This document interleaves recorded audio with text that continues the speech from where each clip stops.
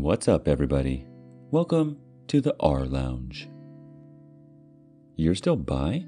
I thought you'd grow out of that once we started dating. Entitled Mummy breaks up with me for laughing at her son. This is the second time now getting cheated on has led to me being dumped. At least this time it wasn't totally baffling. First time can be read about on my profile.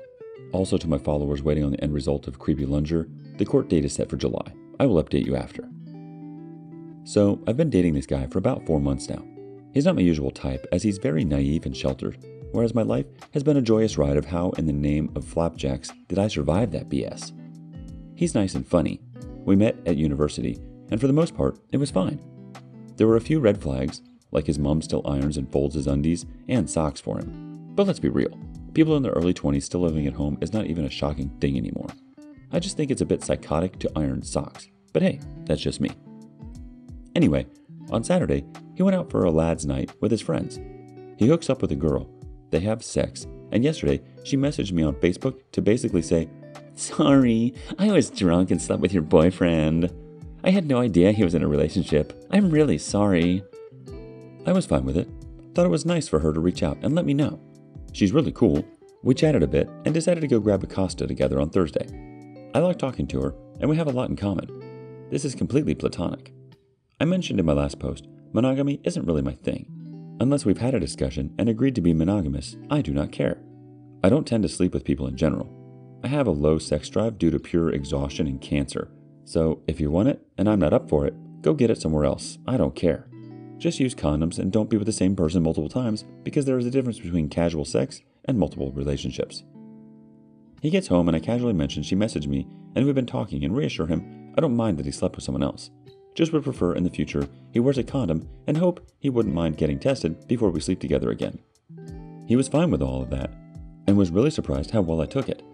But I had discussed my feelings on monogamy with him before we started dating, so it wasn't a massive shock, like it was to the last brat.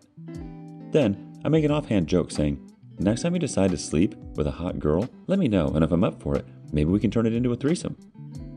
It was said jokingly and I was 100% joking, and then he said, "Why would you want to sleep with another girl?" This is where the overall stupidity kicks in. I remind him I am bisexual, and he says exactly what it says in the title. With a really confused face, "You're still bi? I thought you'd outgrow that when we started dating." He follows this up with, "My mom said you would because bisexuality is just a phase." I face planted. Like, threw my hand to my forehead so hard, my butt jiggled from the force of the slap. It was just so ridiculously stupid for a 24-year-old male in 21st century Britain to be saying these kinds of things. Like, I know you're naive, but do you not watch TV? Do you not go on social media? What in the name of RuPaul do you think sexuality is at 24 to think bisexuality is a phase? I didn't know what to say. I stood looking at him like he'd just sprouted another head out of his armpit. And may I point out, this guy is doing a BS in sociology. A course I did for undergraduate, and know that sexuality and gender are two things very much covered in any sociology course. I was floored. It took me a few minutes to regain my composure, and I realized I had two options. Laugh at the sheer ridiculousness of a 24-year-old male having not only discussed my sexuality with his mum, but had believed her when she told him I'd grow out of it. Or I could try and explain sexuality to an adult sociology student. I knew the status of my relationship was at stake with whatever decision I made. I contemplated hard, and then I laughed so hard my bladder nearly burst. Sorry, not the mature decision, but you know what? I don't care. It was freaking hilarious. He'd said it with such honest innocence. Look, I can live with his mum ironing his socks, and I can live with his mum still buying his clothes and taking him to get a haircut, because honestly, I have my own shortcomings, and if he can tolerate those, I can tolerate his. But I will not live with someone being so clueless about sexuality. Maybe I am the entitled one here. Maybe I have too higher expectations of people, but hey-ho. He, of course, got mad that I laughed at him. He started shouting, and I kid you not, he managed to fit, "My mom says," "Mom said that," and "but my mom is," into one 45-ish second monologue 7 times. I will do a lot of things for love, but I won't compete with Mummy. Frankly, I just didn't feel enough for him to even try. He grabbed his backpack, called his mom to come get him, and left. That night, after chatting with the girl he slept with and laughing some more, his mother sent me this text. "I cannot believe you would humiliate my son like that. You selfish, stupid little B-word. You are a fat, ugly slut who is using bisexuality, spelled just like that, as an excuse to whore around. I know your type, and you've just thrown away the best thing you'll ever have with my son. My son deserves a way better than a fat little slut like you. You are scum. We will be coming tomorrow to get the rest of his things from your house, and I will be bringing my brother to deal with you if you try and pull anything he knows how to deal with trash. If you try and steal anything, I will call the police. You had better be there when we get there, scum. So yeah, not only did his mother break up with me for him, though I'd pretty much expected the breakup, she also called me some lovely names. Unfortunately, I couldn't be there. I had texted her back asking what time she'd be coming, ignoring everything else, and she didn't respond. No way in Hades was I waiting around all day for this lunatic, her brother and son, to turn up for his laptop, toothbrush, and some random bits of clothes. This brings me to this morning. I'd popped all his stuff in a bag and left it by the front door, except his laptop, which was on the table next to the front door, just because I didn't want to break it. I do the school run for my sister every morning because she doesn't drive. Off we go. It's 8:20. We drop my gorgeous little nephew off at school at 8:50. Get home for 9:30, having stopped at the shop on the way home as my sister needed to pick up a few bits for the boyo. Guess who is there, waiting outside my front door? If you guessed the tantruming trio, you'd be right. If you guessed the police, you'd also be right. Most logical people. She's not home. Guess we'll have to wait or come back later. Entitled mom with serious emotional incest issues? She's not in. We should break into her house. I get there, and this witch is handcuffed in the back of a police car. My double-gazed stained glass window pane that has a rose decoration broken into sections by bits of metal looks as though it's gone 3 rounds with a rock, because it had. And my ex's uncle is shouting at the officer that I'm a thief and they were just coming to get what was my ex's. The officer reminds him, even if they were trying to retrieve his property, breaking and entering is still a crime. The police officer then approaches me and says, "Good morning, miss. This gentleman says you had arranged for them to come collect this young man's possessions this morning. Is that true?" I replied, "No. X's mom sent me this message last night." Shows phone, and did not reply with a time. But X knows I do the school run every day, so not sure why they chose now. The officer reads over my phone, calls over his colleague, and they go over to the witch in cuffs. They ask, "Witch, what did you mean when you told this girl your brother would deal with her?" Witch started to babble. Brother got very quiet, and X just looked lost. Also, brother is basically the same height as me, and I have more fat in one butt cheek than he does in his entire body, so I could definitely take him. I'm just completely bemused at this point. The officers come back over and explain because she was caught in the act by police of attempted to break into my house. I do not have a choice about pressing charges, and ask if I'd like to add harassment and making threats to the list. I'm in the middle of a court case already due to a certain lunger and really don't have the mental capacity right now, so I decline. They take pictures of the damage, not that there was much. I give them X's stuff so he can leave and off they go. Once I clean the window, there is a tiny crack on the outside glass that did not affect the front pane. I'm now 15 stones lighter and getting a little flirty with the girl he slept with on Saturday. What I'm taking away from this relationship? If Mummy irons his undies regardless of age, run, fast, and far, and preferably with a pretty brunette in the future. Hope you enjoyed and wish me luck for tomorrow for maybe not so platonic Costa with the girl he cheated on me with. Update. I was thinking about posting this in my OG post, linked there, but I figured it would get way too long, so I'm starting a new one. I feel that it is only fair since so many people have reached out to share the absolute train wreck that my Costa date became. And as my new lady friend has pointed out, only a couple hundred-ish people are invested in it now. As those who read my first thread will remember, my delightful ex-boyfriend had, what I now know to be, pretty lousy sex with a lovely brunette on Saturday of last week. She messaged me on Tuesday, having found out through the book of faces that we are a couple and apologized for sleeping with him. It wasn't an issue. I'm not really monogamous and she was hot. I get why he went there. We got chatting and decided to meet up at Costa on Thursday and spent most of Tuesday and Wednesday chatting. She lived for the psycho mama drama that I got hit with when ex-beau's mummy broke up with me for him, after I laughed at him for thinking his adequately sized man stick would cure me of my bisexuality. Mother dearest then attempted to break into my house, in the dumbest way possible, and got herself some shiny new metal bracelets. Reasons it was dumb, you might ask? Well, first of all, something I had forgotten about X knows the combination to my key safe. so he could have legitimately let himself into my house, got his belongings from the front door, and left. No harm, no foul. Second, the layout of my front door. Well, there's a door with a lovely rose design with metal crossing it. Next to my front door is an ordinary glass window the same size as my door. This genius of a woman attacked my door window, not the window next to it. The delightful gentleman that came to assess my window said that had she attacked the window, not the door window, she'd have broken through easily. The door has reinforced glass. Third, and I only learned about this yesterday, Mother of the Year took a bite out of a police officer. So, bye-bye, Mummy. See you in 5 to 7.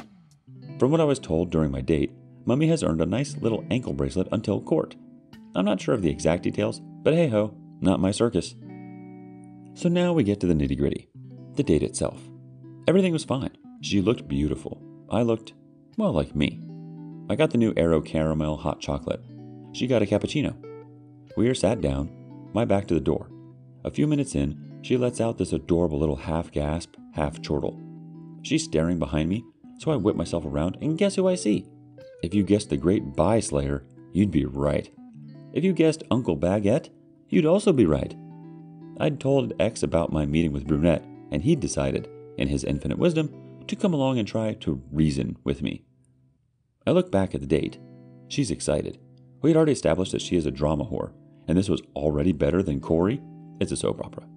X comes over, and the conversation goes something like this. E equals X, M equals me, B equals Brunette, UB equals Uncle Baguette.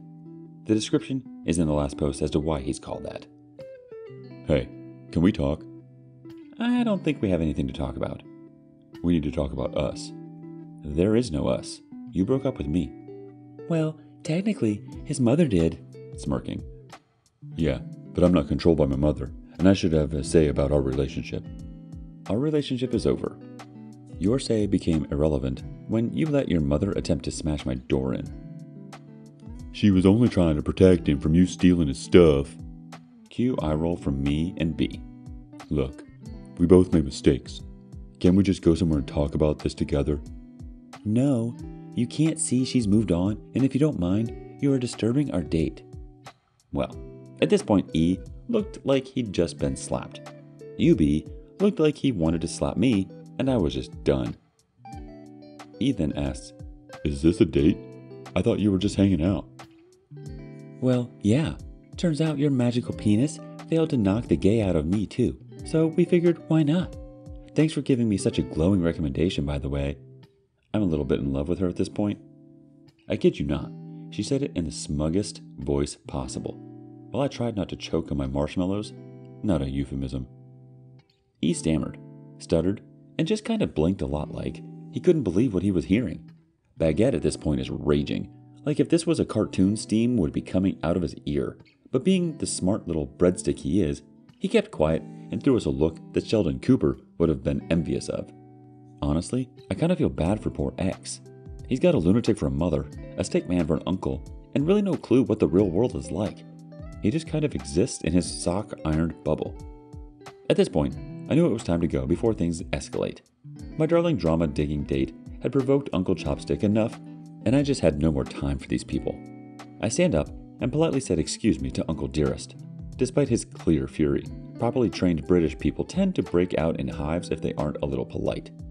I once had a meltdown because the random driver must think I'm so atrociously rude for not waving back to him after he let me pass. Honestly, it haunts me to this day. We leave and decide to go get fish and chips from the beachfront and have a lemon-topped Mr. Whippy. I own none of these pictures, by the way. They're just off Google. We were at the point when we were about to drive home when my phone exploded. Not literally, of course. That'd be terrifying. But the warrior beast had awoken by her precious boy's despair. Dun dun dun! It was basically the same as yesterday. Whores, sluts, cunts. Some lovely I'm going to destroy your worthless lives were thrown in there, and I'm going to burn your house down. She's on an ankle monitor because of me. I've ruined her precious little din-dum's life. He's a broken shell of a man. I'm an evil harpy from hell. I hope your cancer kills you. This literally goes on for 2 hours. I switch my phone to silent and mostly ignore them, though we do check every so often to see if they're still coming. Then she said the one thing that really made me see red. She said she hopes my nephew dies. I saw blood. If Brunette hadn't been with me, I think I'd have gone to her house and made a necklace out of her teeth. After some soothing words from B, I called the lovely boy in blue that I'd spoken to the previous day, explained what was going on, and decided, despite the overall exhaustion I'm likely going to feel, that I'm pressing charges for harassment and, I think he called it malicious communication? Who knows? I'm sure I'll find out soon.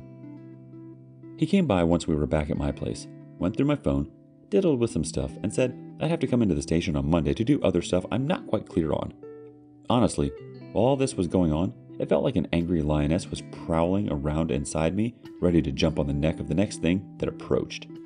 Same feeling I got when my nephew came home from school crying because a boy in his class threw away his crystal and now he couldn't find it. I was legit ready to throw down with a 4-year-old. Instead, I bought my nephew 16 new crystal necklaces. My recently departed Nana told him crystals heal, so he has become obsessed with having one on him at all times. I think it's a grief response. He will sit there and talk to her ashes while holding his crystal. It's cute, but also a little creepy. He's been teaching her how to play the PlayStation recently. I think we need to get him a therapist. Or a dog. You think it's all over? She's got the police after her. X knows I'm over it. What more is there to be done? Darling, we forgot about the walking beanpole. What's the best way to get back at someone your family is currently harassing for calling the police? Slash their tires, of course. Well, those reading Creepy Lunger will remember my nifty dashcam. It's motion activated. Now he's been arrested too. Emotionally incestuous mummy has been arrested. X tried to message me again this morning, which quite cruelly I replied with, "Go crawl back inside your mummy and leave me the hell alone," before promptly blocking him, and all is right in the world. As for me and B, you might ask? I'm not sure. It depends on how much drama her soul needs to survive. If she was someone that creates it to fulfill their own daily drama doses, she'll be gone. But for now, she's currently in the living room cuddling my cat. I'll let you know how things go once our first date ends. P.S. Since a few have asked, I'm fine with this going on YouTube. Update 2. Well, you said it wasn't over and boy were you right. Warning you here now, horses were killed in the making of this update. I'm going to try and keep it as upbeat as possible, but I've got to warn you. Uncle D-Bag's update gets dark. I'm leaving him until the very end, so if you're a horse person, maybe stop before him. Where we last left off. My tires were slashed by Uncle Groot. Just for you, Title Lion. Mumsy was arrested for multiple things, mostly just being a lunatic with emotional incest issues. Oh, and assault. And X had been told to go crawl back inside your mummy and leave me the hell alone. So what more could possibly go wrong, right? Well, here's a catch-up on what's happened in the last 11 days. We shall start with Mama since it's the shortest. Mama went to the big house, decided it wasn't for her, and tried to check out by purchasing something I'm not privy to and ODing. Either that, or she thought, when in Rome, do drugs someone else has carried up their butt. And that shiz went bad.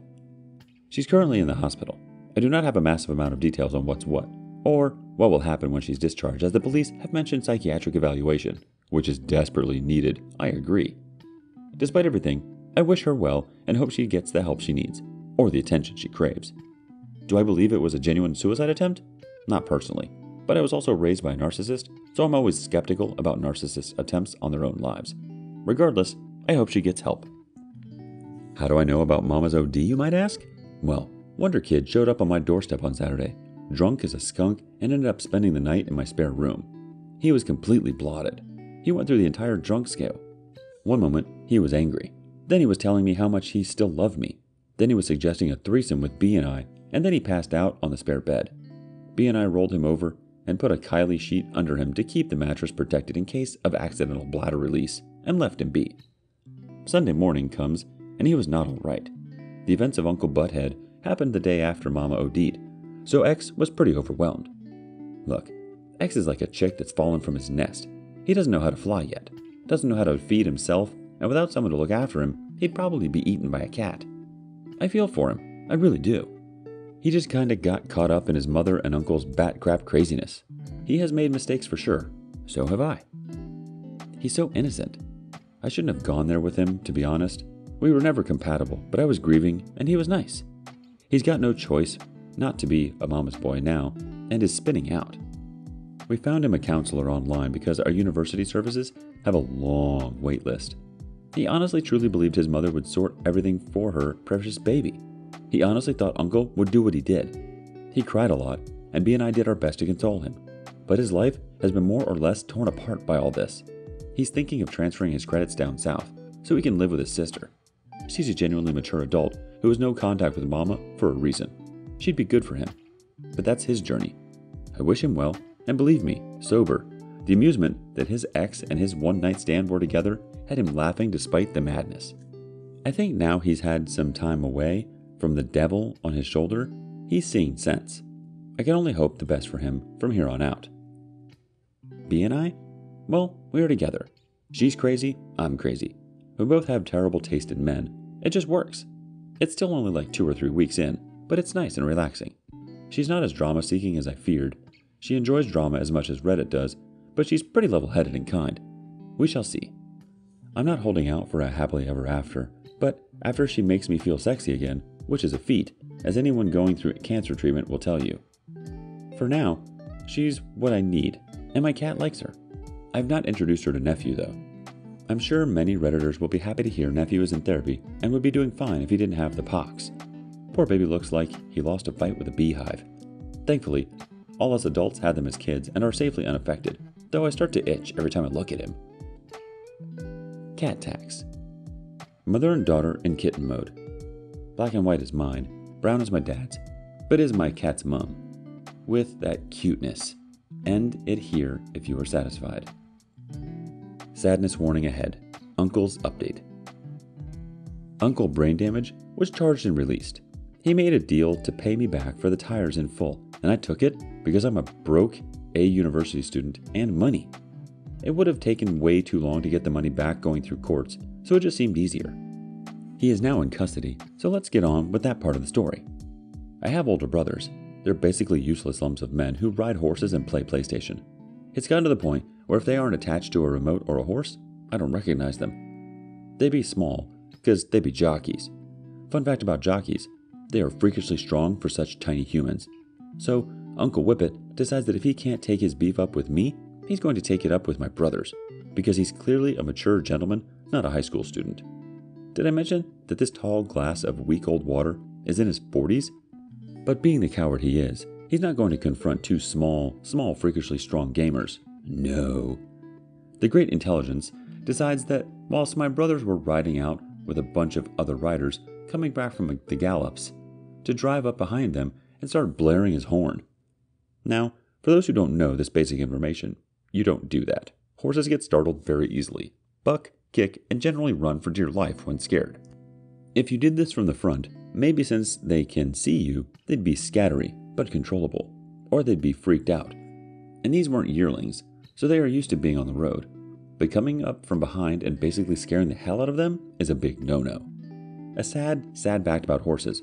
Broken legs are extremely hard to heal. You have to suspend a horse for weeks in a stable and basically stop them from doing anything. They do. It is difficult, time-consuming, and expensive. That's if surgery is even able to realign the bone. For professional racehorses, most of the time it's just not viable to keep them alive after a break. This was the case for one of the horses startled in the process of this disgusting moron's revenge. He ran, sunk into a ditch on one side, went down, and it was over. The local vet came and put him down on the side of the road. From the little I got from my very devastated brothers, the bone was showing, and moving him would have been torture. I've not asked for any more details. I do know that had the police not gotten to the useless bag of bones, he'd probably have been compost. I live in a very horsey community. The only thing worse than hurting a horse is hurting a child, and you better believe it's a don't think, just run and put as many miles between you and this town as possible situation if you do. By some stroke of grace, none of the riders were seriously injured. One girl did dislocate her shoulder, but that was about as serious as it got. Uncle Dirtbag has been charged with a number of things including dangerous driving, attempted murder, and animal cruelty. You don't live around here without knowing how to act around horses. You just don't. Currently, there's a wait time on that, and I'll have basically nothing to do with it. He did apparently say something about, wouldn't have come after her brothers if she wasn't a cunt. But that's the 3rd or 4th hand, so I can't tell you if it's true or not. As you can imagine, I'm horrified by this entire thing, and devastated for the horse. I truly regret not going for full charges, but he likely would have been out either way. so not sure it would have made a difference. No blowback has come to me about this. My brothers are just extremely angry that I didn't tell them about everything in the first place. Who knew they could get so overprotective? The brother bears are definitely prowling. And that is everything up until now.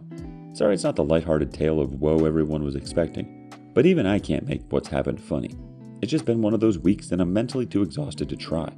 But alas, I doubt it's the end, so I will update if anything more occurs, and maybe, if you're all extra nice, I may regale you with some of stories of my own entitled narcissist of a mother and her antics.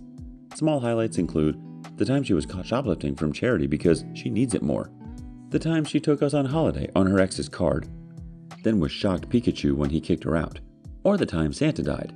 For now, as Porky would say, that's all, folks. On to the next story. Woman demands the insurance company I work for pay her car even though my driver was not at fault.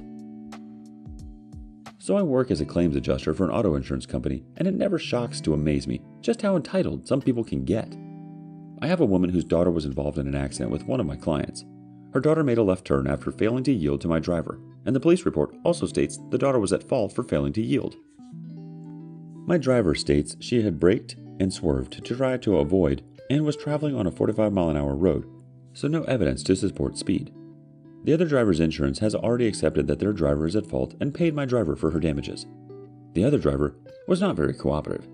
She refused to return calls to me or my customer, and this week, about 6 weeks after the accident, she calls up and starts making my life miserable. She called me 3 times over the weekend. My voicemail clearly states I only work weekdays, and was pissed that I didn't call her back sooner, and demanded to know when someone would be going out to inspect her car and pay her for her damages. I called back and left a voicemail advising that based on the police report and my driver's statement, her daughter was at fault, so we would not be paying her for her damages. She called and spoke with my regional manager, my boss's boss, saying how rude I had been because I would not inspect her car. My regional manager just forwarded the voicemail to me and my boss and asked me to call her back. I did. We spoke directly, and she insisted that her insurance never said she was at fault. I asked if they had advised her that they were paying my driver, and she said yes, but that they had never said she was at fault. She got upset and hung up the phone. She called me back this morning and once again demanded to know when we were going to send someone out to pay her for her damages. She even said, "I don't want to hear anything out of your mouth other than what I can do to get my car fixed. Tell me right now how I get someone from your company to inspect my car."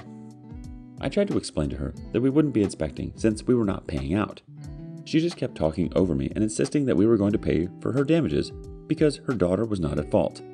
I tried to explain why my driver had the right of way, and she just kept talking over me and finally told me, "I am going to call your regional manager and have you fired." I sent her the denial in writing and called it a day. Our first response is from my existential crisis 0. She probably spent the 6 weeks following the accident harassing someone at her insurance company before making demands of you and yours. I'm guessing she only carried liability coverage or didn't want to pay the deductible. Raffles76 chimes in, "My daughter caused an accident. Pay me to fix it? Yeah, not going to happen." The OP replies, "For real, I have had that happen before. I had one claim where the parents of the at-fault driver tried to file a complaint with the Department of Insurance saying that I didn't handle the claim properly. The car was inspected in a timely manner per their request and was a total loss. Per insurance regulations, we reported that too, I think. It's called the National Insurance Board. Think Carfax. I denied liability because their son, who was driving with a suspended license, ran a stop sign and hit my client and another car. The state actually rejected their complaint and told them that based on everything they reported, I had handled the claim properly." Odd Artist adds in, "I feel your pain." The OP replies, "For real, I get that I am dealing with people in the worst time of their life. I can take crying and being upset or stressed, but people who are just plain Jane rude and nasty for no reason, that is hard not to take personally."